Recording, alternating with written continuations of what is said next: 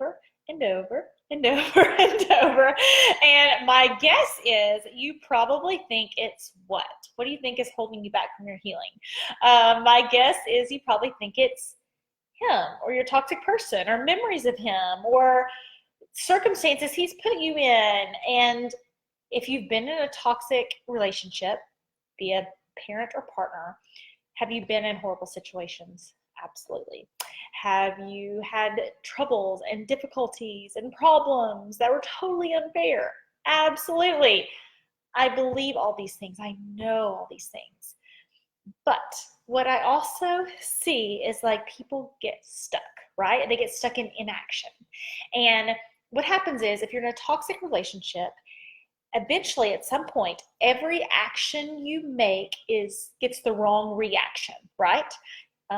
One day the toxic person is happy you made dinner. The next day he's mad you made dinner. One day you're supposed to leave the clothes on the bed. The next day you're supposed to leave the clothes on the couch. Okay. So if you've been in a toxic relationship, you never know if you're going to get the silent treatment or if they're going to be mad or if they're going to be happy or they're going to be loving or they're going to be sorry or they're going to be a nightmare. Okay. And you get in this habit of second guessing yourself and not knowing what to do. So then you like freeze. You've heard of flight, fight, and freeze. And the biggest problem I see with women after a toxic relationship is they get in that freeze mode, okay? They don't know what to do, so they don't do anything. And our brains trick us into thinking that's safe. However, think about your time in the toxic relationship. Think about when you saw a red flag and you ignored it. So you didn't take action, okay? Think about the first time a friend or coworker or parent or someone said, I think something's wrong. And you went, oh, no. And then you didn't take any action, okay? You just stayed with inaction. And it's just like that in the healing process. People think, oh, time will heal all wounds. I'll get over it. The universe will bring me someone else. God will fix it. And I'm not saying God can't fix things. I'm not saying the universe can't bring you something else. I'm not saying that circumstances can't happen. I'm saying that you have the power to create certain circumstances within your life. It's kind of like people who say they want more money and they're just hoping that a check magically ends up in the mail. That's totally different than thinking, okay, I need to prepare for my future. I need to take care of myself. I need to go for job interviews. I need to get a promotion. I need to whatever. You have some piece of control within your own life. You cannot control everything. None of us can. But a toxic relationship has made you feel as if you don't have any control. That nothing you can do will work for you. Nothing you can do is good enough. And they do that within the relationship to create a dependence on them. And then you don't do anything because you're afraid of what their reaction is going to be. So you get stuck. Then you don't leave when you should. You don't see red flags when you should. You don't create new circumstances for yourself when you should. And then the toxic relationship ends. And you're stuck in this process called healing. And you're still doing the same thing. You're still at the same place. Your brain is stuck in fight, flight, and freeze. And you think, if I just bury my head down, if I just drink enough, if I just work enough, if I just numb myself out enough, if I just don't think about it, it'll get better. Did it work in the relationship? Did the relationship get better because you ignored what was happening in the relationship? Will your life get better by ignoring the truth about your life and being stuck in indecision? Okay, I know it's hard, I know it's tough, and I know you're scared. But the whole group of this, I put in every welcome post, we're here to get past the past, real about the present, and serious about the future.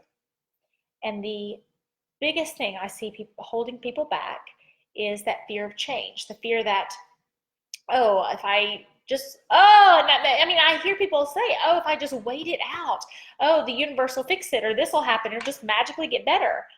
No, it will not magically get better. My dad says nothing ever changes without change. Nothing ever changes without you changing. And if you don't take a step and then 5 steps and 10 steps and 15 steps and 20 steps to change something, it's not going to change. Within my WonderSwoman program, all my ladies have to take this inventory of scoring their life and like love, play, work, all the things, okay? So they have this inventory that they take and they kind of score themselves and send it to me. And part of that is to get out of denial and say, okay, my health is going really well. My love life is awful. Or, you know, work is going really well, but my health is a mess, okay? So you take inventory and reveal the truth to yourself. And somebody asked me to go back through that. And I went back through my own program and I took that inventory list. And I was humbled at how happy I was with my life. And truly, and I don't say that to brag, and I know some of you are like, who's this girl online? Everyone online says they have the perfect life. No, I have lived through hell. I told a little bit of my story to someone today, and they just said, how did you live through that? How did you live through all those people thinking you were the bad one? How did you handle the stress of that? Because at one point I had several doctors who said, you are under so much stress, I cannot believe you haven't crashed. You are under so much stress from the relationships of your life and trying to build up another life. And so sometimes I think people see this version of me and they're like, oh, you seem so happy. Nothing bad's ever happened to you. Until you read some of my work or something that's like, oh no, this girl knows what I'm feeling. This girl knows what I'm talking about. But I took one back and took inventory of my own life and scored myself. And I was just humbled by how happy I was and how many things had worked out for me and how many things had aligned in my favor, okay? And I was actually journaling yesterday or today, and I said, I have finally become the person I wanted to be. I've finally become, my life is finally what I wanted it to be all that time. And I don't say that in a ugly or prideful way, and did lots of things. You know, did I happen to run into my husband in all these weird circumstances that I can't believe we met? Yes. But did I put myself out there? Yes. Did I say yes to circumstances that made me uncomfortable? Yes. Did I face the hard truths about my life? Yes. Did I start over? Yes. Did I show up to events and put a risk out there and invest thousands and thousands and thousands of dollars into my own healing process, into who I was going to become? Yes, yes, yes, yes, yes. And if anybody is telling you that it's just going to get better if you hang out long enough, they are not telling you the truth. They may be uncomfortable. They may not know what to say. And so they just say something to make themselves feel better. And I want to tell you within me, with everything in me, the truth of what has happened to me, the truth I see with other people. And it takes work. But you also have to make sure you are doing what's going to work. Sometimes I see people working and working, but they're not doing the right things to make it work. Like, for example, studying toxic people. It is very addicting to start studying toxic people, and just another article and another, endless study. It becomes this obsession, studying toxic people. Well, that's actually an obsession with your ex. It's like you're getting to feed that addiction of him. Okay? And that's one of the things I have to do with my clients, is kind of take their head and they're like staring at their toxic person and get them staring at new directions, new problems, new opportunities. And hopefully get them in the mirror and have them stare at themselves again. And stare at this beautiful creature who's been through so much pain and so much horror, and say, I give you permission to take care of you now. I give you permission to learn how to be okay. I give you permission to invest in yourself. I give you permission to take time for you.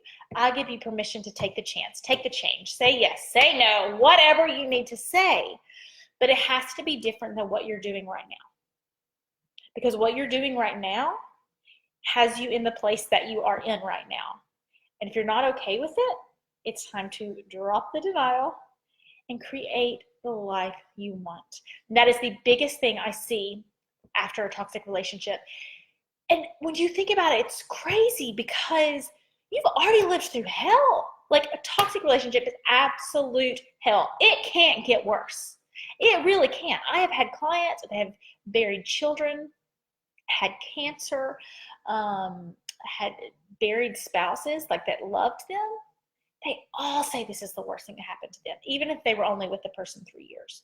They all say this is worse. That toxic relationship is worse. You've already lived through the worst. What are you going to do to make the next piece of your life better? Hanging out, hoping it gets better, hoping it magically works itself out is a horrific plan. You would not ever do that with your education or your finances or your children. Just, oh, well, I don't know. Hopefully it'll just all work out. They'll, who cares what school they're in or what sports are involved in. Oh, yeah, I know Johnny's the 8-year-old smoking behind the school. Who cares? It'll all work out. You would never do those things with anything else. But there's this perpetuating lie that time heals all wounds. And if you wait long enough, it will get better. But nothing ever changes without change. And I can promise you with everything in me, the changes that I made in my own life, the ways I got better is by getting real about where I was and getting serious about finding help to get where I want to be. So find help, reach out to someone. I would love for it to be me. If it's not me, find somebody to jive with, okay? But find someone who has been through the journey and who has the life that you want, okay? Sometimes I see coaches or whatever, and they're like, oh, I'm going to help you through dating, and they're still dating. And I'm like, oh, I don't know. How's that going to go? Find someone who has the life that you want and do your best to get there. Do your best to learn from their nuggets of wisdom. And I would love for it to be me. If it's not me, that's okay, but you'll be very happy if it is me. Either way, do something. Take action. Take action today. Take action 5 minutes ago, okay? Take action now. The longer you wait, the longer you remain hurt, the longer you remain addicted to him. Happy healing, warriors.